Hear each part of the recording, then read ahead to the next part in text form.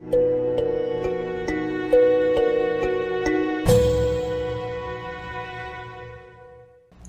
que você crê? Hoje a gente vai ter bastante pergunta aqui. Se você quer, essa já é uma dica boa. Você vai falar de Jesus para alguém e você vai usar esse, vamos dizer, esse caminho da apologética, das evidências bíblicas.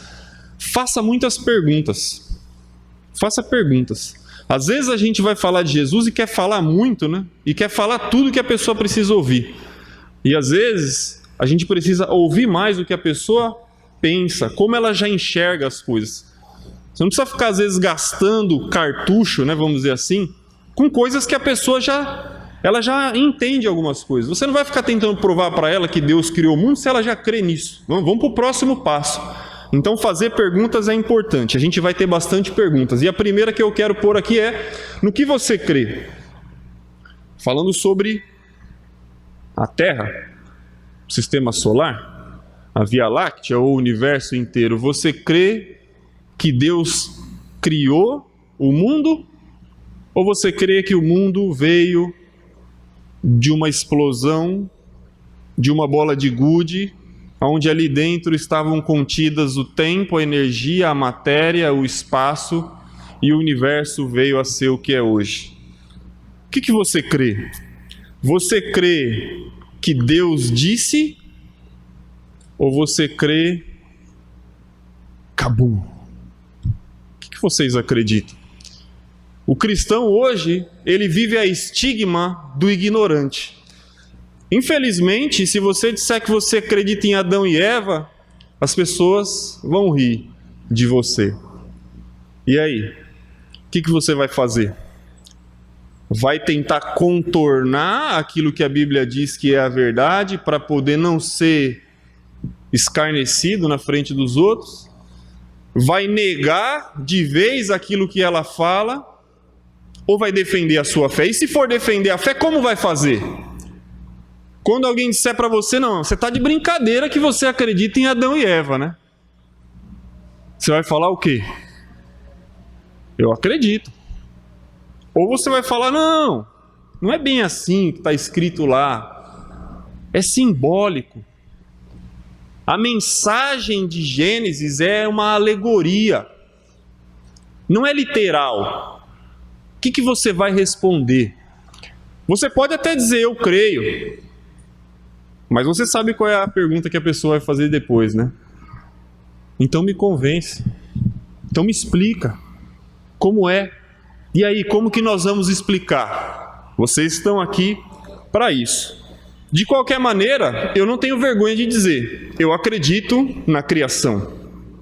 Ah, mas isso depende da sua fé, tem que ter muita fé. Tem que ter fé mesmo.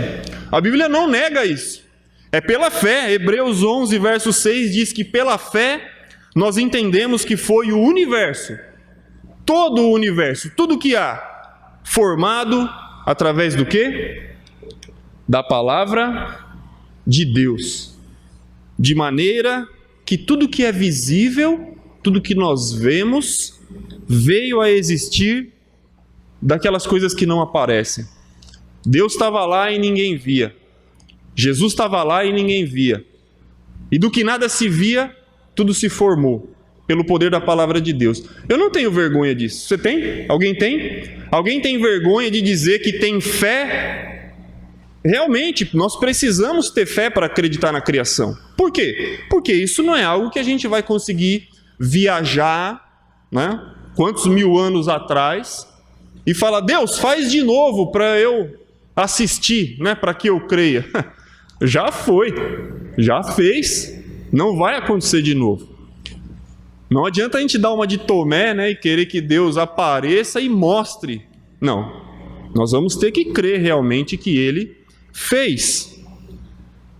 Agora, a questão que você talvez não tenha pensado ainda é que a pessoa que acredita na evolução ou no Big Bang, a gente vai tratar sempre esse outro conceito do Big Bang como a visão da evolução, a visão naturalista de mundo, né? O que é a visão naturalista de mundo? Basicamente, você e eu viemos do macaco, ok? Seria isso. Formas de vida primitivas, dando origem a formas complexas. As pessoas que acreditam nisso vão tentar se colocar como mais sábias do que aqueles que acreditam na criação. Não, tudo evoluiu, esse negócio de Adão e Eva não está com nada. Isso é loucura. O que está na moda agora é vir do macaco. Para mim isso também é loucura. Tudo depende do seu ponto de vista. Aliás, quem acredita na evolução e no Big Bang também tem muita fé.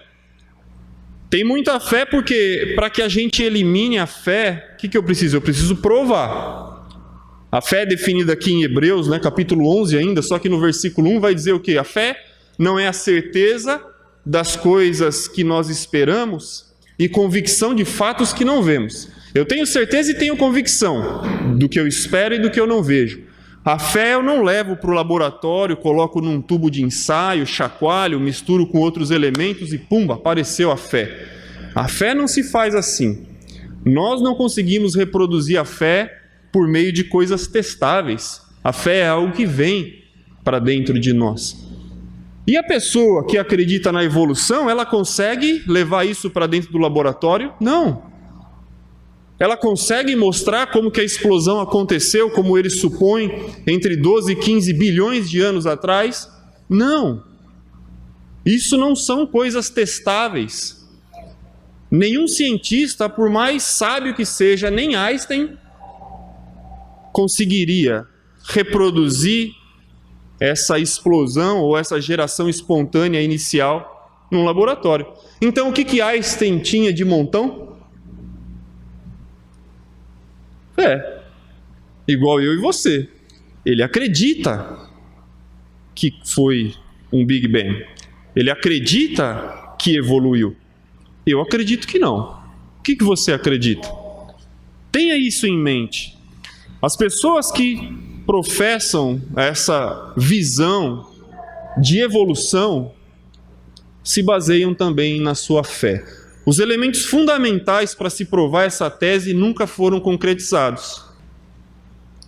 Vamos pensar qual é a fé mais razoável, porque é fé nossa e fé deles. E tenha em mente uma coisa, e vocês vão perceber qual é a linha que a gente vai tomar daqui a pouco. Nós não estamos aqui querendo criar um embate. Pelo contrário, nós estamos querendo criar uma ponte. Quando nós falamos sobre evidências nessa perspectiva de ciência e espiritualidade, nós não queremos aqui encontrar os argumentos para pegar o cientista e colocar ele contra a parede. Não é isso.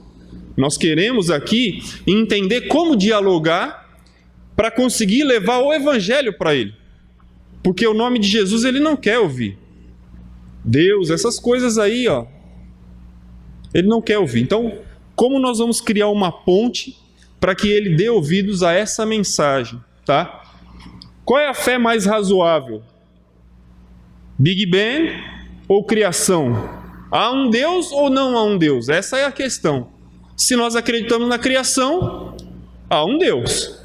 Se nós não acreditamos na criação, então não há. Qual é a fé mais razoável? Os dois lados são fé, são movidos pela fé. A quem pertence o ônus da prova? Eu tenho que pensar nisso. A gente vai conversar com as pessoas com aquela carga nas costas. Eu tenho que provar que Deus existe. Eu não tenho que provar nada. Eu não tenho que provar que Deus existe. Se a pessoa não quer acreditar que Deus exista, é ela que me prove que Ele não existe. Porque eu que tenho que provar que Deus existe. É consenso no mundo que Deus existe. É consenso nas humanidades, nas civilizações mais primitivas que Deus existe. Quem é que inventou agora que Ele não existe? Não fomos nós. Então, a responsabilidade, a carga de provar não é nossa. Tenha em mente isso, tá? Tenha em mente. E tem uma lista enorme de argumentos filosóficos, né? Puxa, a gente poderia vir aqui e listar como que foi que os pensadores, os filósofos cristãos debateram essa questão da existência de Deus. Tem vários conceitos, várias filosofias, mas, falar a verdade, isso é chato.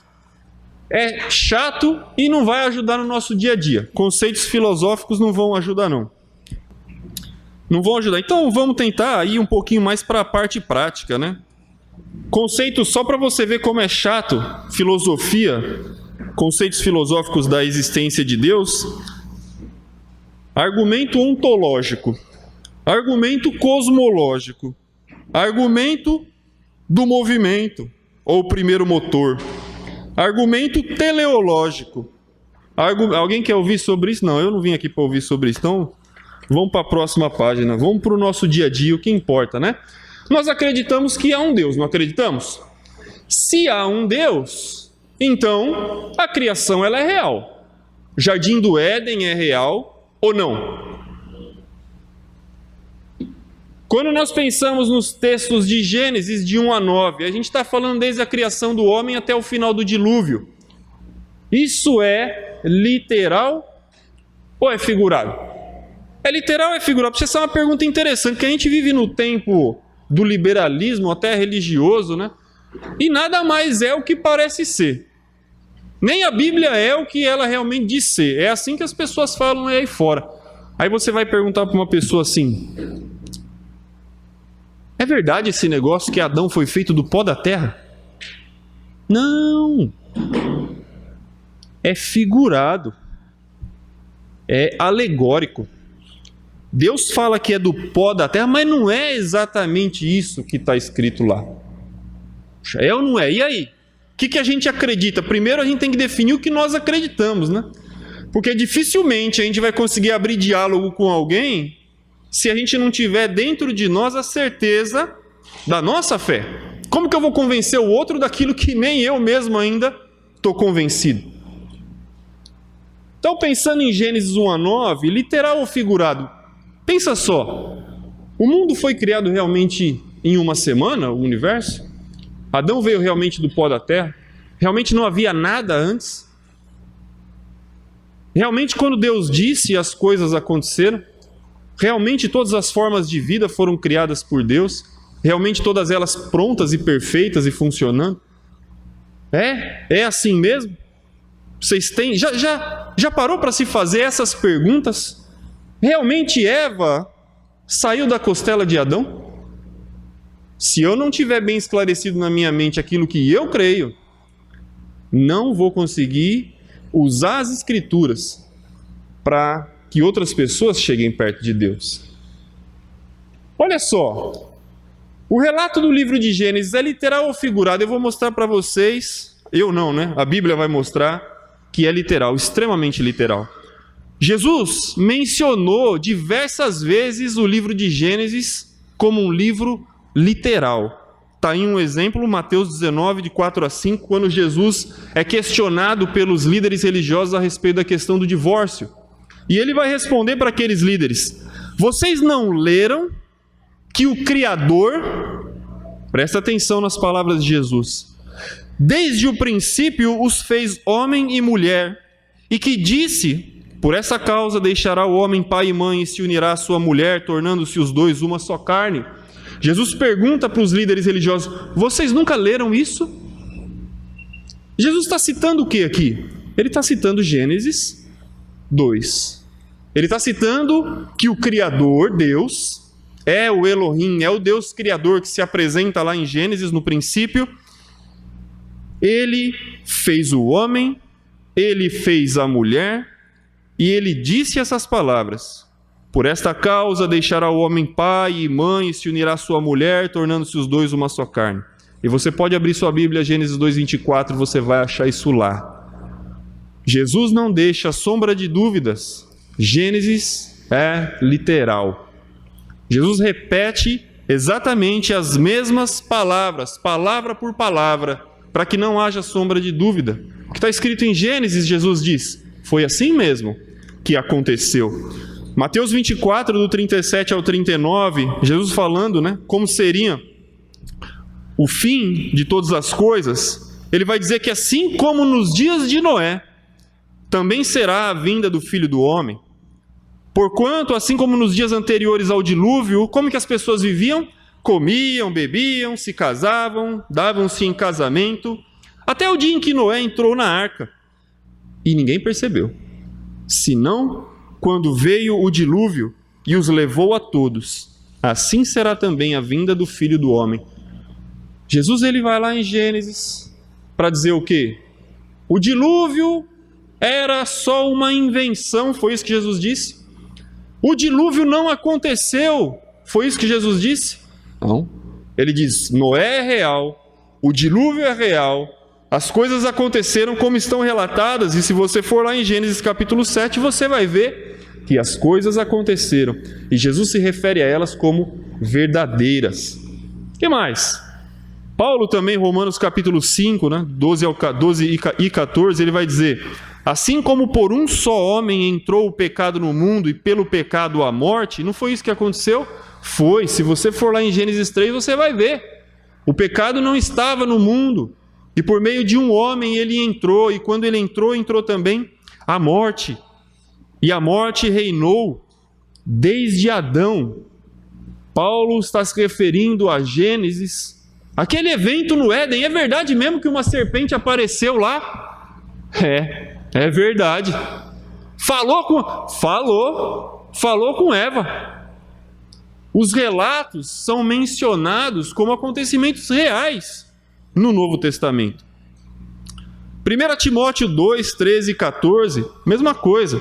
Paulo, falando da questão da adoração pública, falando dos papéis entre homem e mulher, ele vai dizer, na argumentação dele, que primeiro foi formado Adão e depois Eva. E não é que foi assim mesmo? É isso que está escrito lá em Gênesis. Primeiro foi formado Adão e depois Eva. Rapaz, Paulo também acreditava nisso.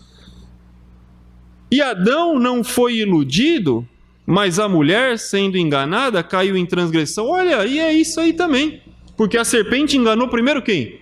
A mulher, E ela deu para comer a Adão. Olha aí. E não é que Paulo acreditava igual a gente? Jesus também. Não tenha vergonha da sua fé.